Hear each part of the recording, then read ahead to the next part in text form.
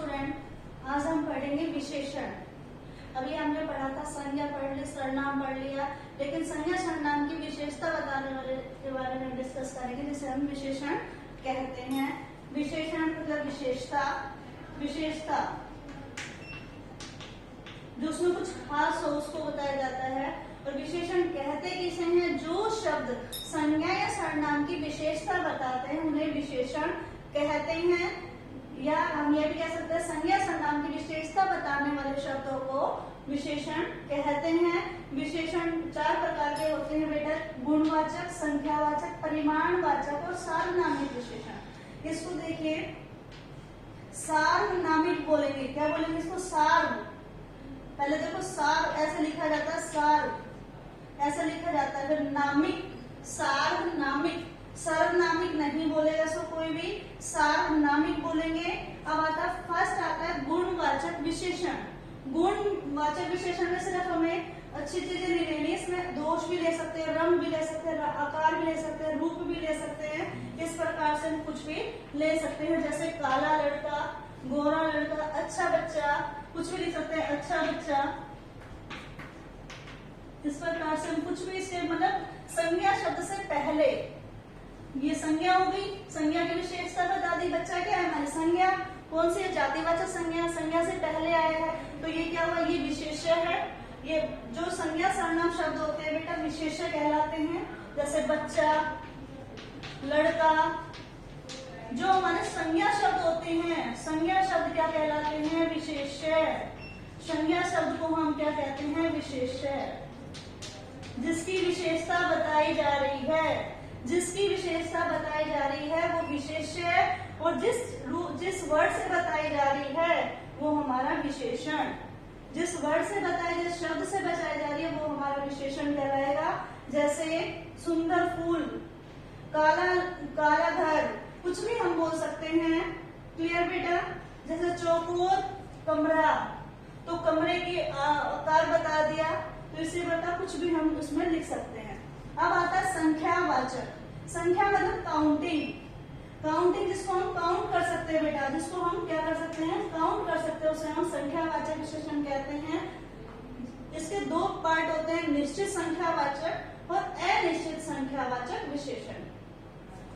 निश्चित मतलब जिसके बारे में हमें कंफर्म पता होता है, जैसे चार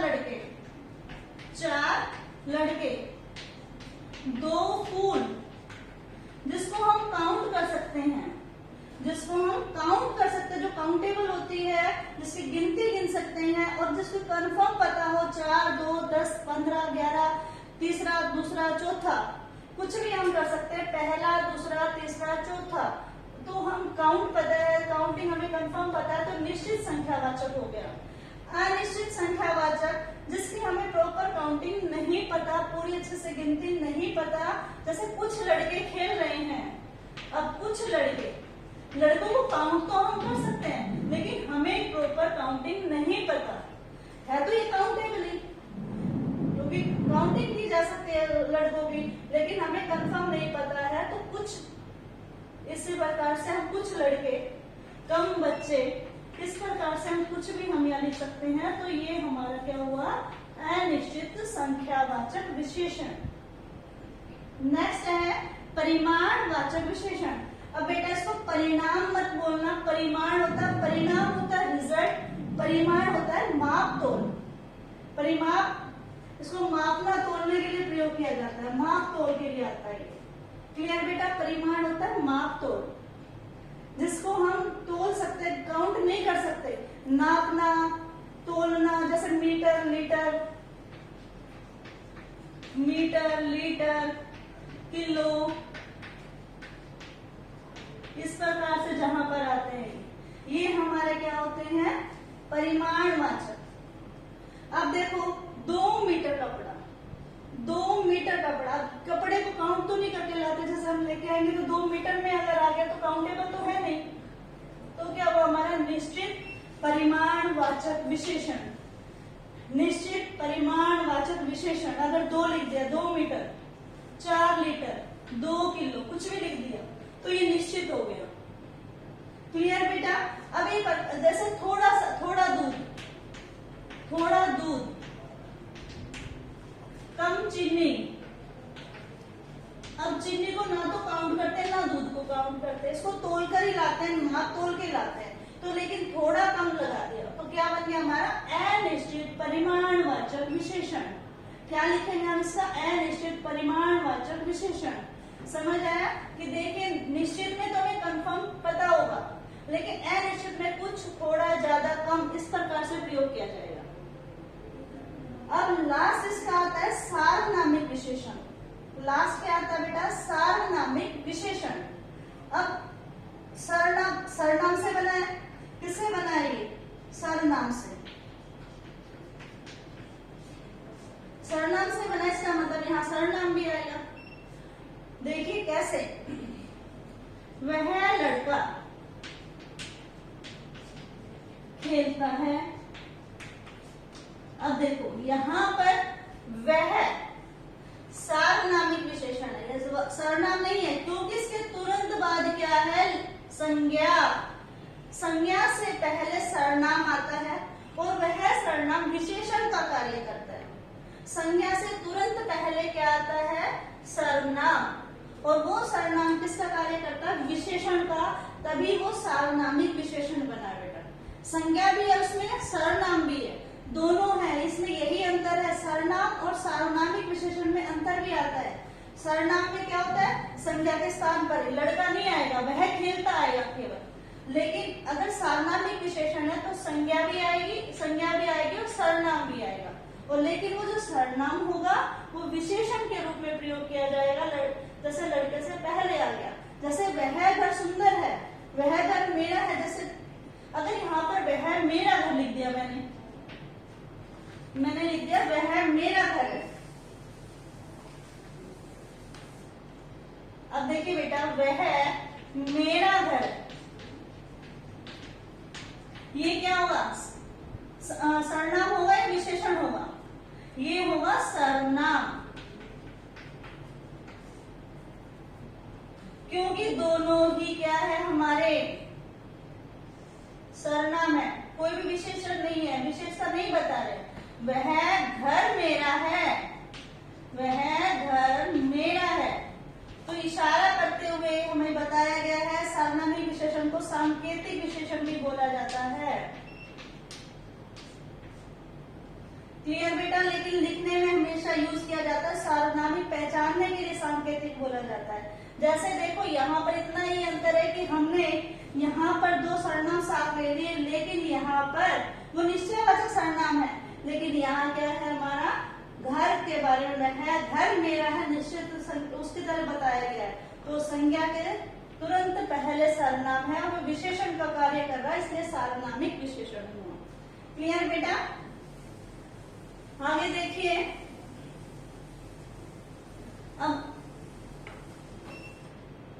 अब प्रविशेषण। प्रविशेषण क्या होता है? जो शब्द विशेषण की भी विशेषता बताते हैं, जो शब्द विशेषण की भी विशेषता बताते हैं।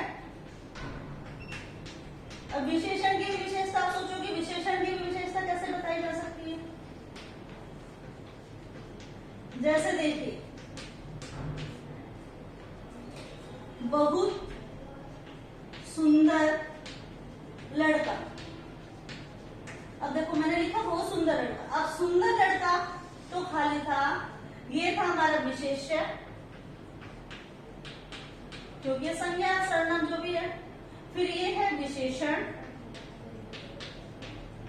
क्योंकि ये संज्ञा की विशेषता बता रहा है, लेकिन ये इसकी भी विशेषता बता रहा है, तो ये हमारा हो गया प्रविशेषण। क्या बन गया? प्रविशेषण। जो शब्द विशेषण की भी विशेषता बताते हैं। सुंदर तो है, लेकिन कितना सुंदर है? बहुत ज्यादा सुंदर है, अत्यधिक सुंदर है, तो वो बन गया हमारा प्रविशेषण। क्या बन गया? प्रविशेषण। तो इस प्रकार से ये पता होना चाहिए। जैसे अब देखो, काली साड़ी, मैंने लिख दिया काली साड़ी। अगर हम लगाते गहरी, तो ये क्या बन गया? वही प्रविशेषण। ये क्या बन गया? विशेषण। और ये क्या बन गया? हमारा विशेष्य। इस प्रकार से हमें ये देखना है कि प्रविशेषण क्या होता है, विशेषण क्या होता है, इनमें अंतर यही होता है, जो संज्ञा सर्वनाम की विशेषता होता है वो विशेषण, जो विशेषण की भी विशेषता बताए वो प्रविशेषण।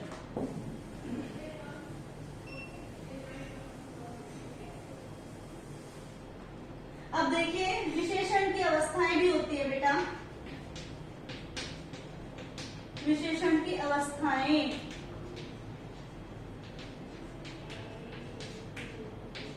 विशेषण की अवस्थाएं कैसे होती है देखिए, जैसे अब देखो सुंदर, सुंदरतर और सुंदरता। जो आपने डिग्री की थी 3 फॉर्म तब आप इंग्लिश में करते हो वही यहाँ पर हिंदी में होता है, इसको विशेषण की अवस्थाएं बोलते हैं। जो ये फर्स्ट है इसको बोलते हैं मूल अवस्था, इसको बोलते हैं उत्तरावस्था, इसको बोलते हैं उत्तमा अवस्था।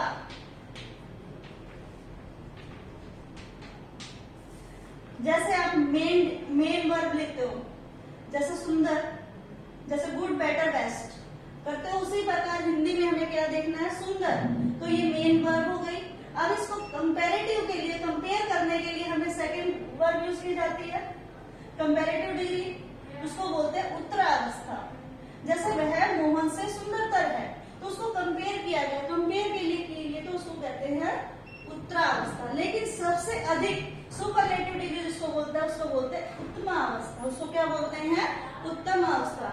जैसे वह सबसे सुंदरतम है, तो सबसे सुंदरतम है, सुंदरतम मतलब सबसे ज्यादा सुंदर, उससे सुंदर कोई नहीं है, तो उसको क्या बोलते हैं, सुपरलेटिव डिग्री। बेटा समझ आए, विशेषण की 3 अवस्थाएं होती हैं, मूल अवस्था, उत्तरावस्था और उत्तमावस्था। मूल अवस्था मेन वर्ब, मेन जो क्रिया जो मेन शब्द होता है उसको 3 पार्ट में डिवाइड किया, तो पहले थी मेन, फिर उत्तरा, फिर उत्तमावस्था। मूल अवस्था, उत्तरावस्था और उत्तमावस्था। क्लियर बेटा? एक पॉइंट और है, देखिए अब है विशेषण विधेय विशेषण के रूप में भी आता है, विधेय विशेषण। अब विधेय विशेषण क्या होता है, विधेय क्या होता है, अब देखो आपने देखा उद्देश्य और विधेय पढ़ा था, उद्देश्य और विधेय। उद्देश्य होता है कर्ता, काम को करने वाला, और विधेय क्या होता है, जो सब काम किया कर्ता ने, जो सारा काम किया वो क्या हुआ, विधेय। लेकिन यहाँ इसका क्या प्रयोग किया गया, विधेय विशेषण यहाँ क्यों प्रयोग किया गया, यहाँ प्रयोग इसलिए किया गया है कि कई बार हमारे जो जैसे मीठा फल, फल मीठा है, हम ऐसे लिख देते हैं, तो ये बन गया हमारा विधेय विशेषण, ये बन गया हमारा विधेय विशेषण। क्या बन गया ये हमारा विधेय विशेषण।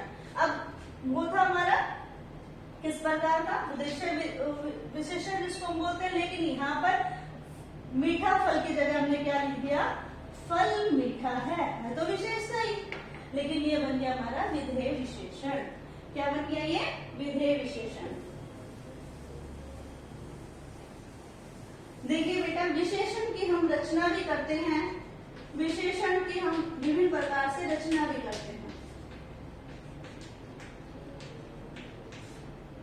अब जैसे देखिए, अब हम कुछ भी वर्ड ले लेते हैं, जैसे हम संज्ञा शब्द ले लेते हैं, संज्ञा से भी क्या बन जाएगा, संज्ञा से भी हमारे विशेषण बन सकते हैं, सर्वनाम से भी बन सकते हैं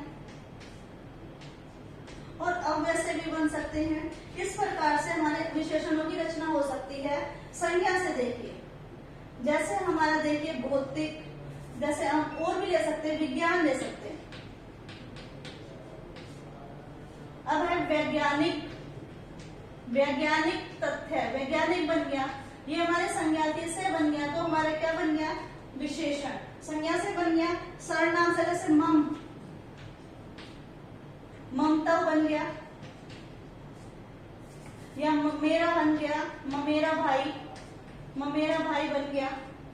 तो इस प्रकार से हम सर्वनाम से भी बना सकते हैं, जैसे अब अव्यय से बना सकते हैं, ऊपर, उपला, उपला लिख सकते हैं, या नीचे, निचला बन गया इसका।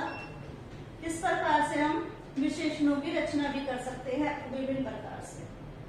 इस प्रकार से हम चेंज करना भी आ सकता है कि इन प्रकार से हमें विशेषण किस प्रकार से बनाए जाए। क्लियर बेटा? अब देखिए विशेषण आपको समझ आ गया होगा। विशेषण संज्ञा सर्वनाम की विशेषता बताते हैं।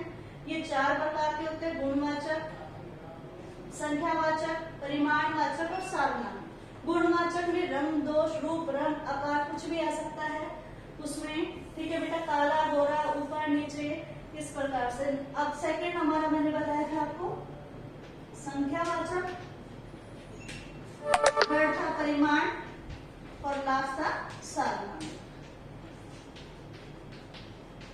तो ये हमने 4 बताए थे। चारों में आपको पता चल गया होगा। मेन सर्वनाम और सार्वनामिक विशेषण में भी आपको अंतर पता होना चाहिए।